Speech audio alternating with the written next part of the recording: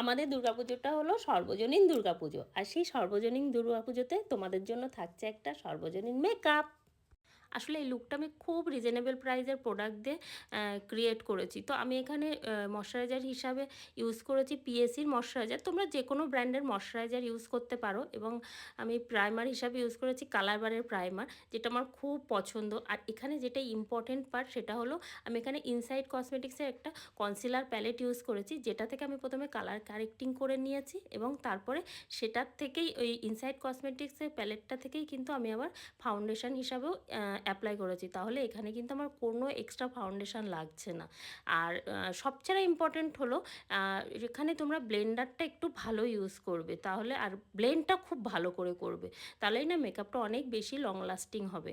আর এরপরে পাউডার হিসাবে আমি ইউজ করেছি সুইস বিউটির পাউডার, যেটা ভীষণ ভালো, ভীষণ ভালো।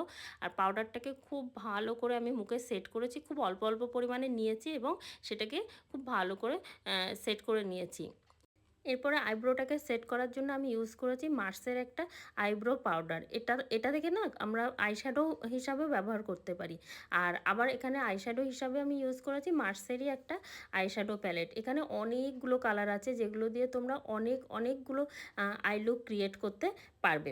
আর কাজল হিসাবে ইউজ করেছি আমি রেনের মিডনাইট কোল কাজলটা, যেটা ভীষণ ভালো, ভীষণ ভালো। আর মাস্কারা হিসাবে ইউজ করেছি মেবলিনের স্কাই হাই মাস্কারাটা। আর লিপটাকে একটু সুন্দর করার জন্য আমি এখানে ইউজ করেছি মিস ক্লারার একটা নিউড লিপস্টিক। তোমরা যদি শেডটা আমার কাছে জানতে চাও তাহলে অবশ্যই শেড বলে কমেন্ট করো, আমি তোমাদেরকে বলে দেবো।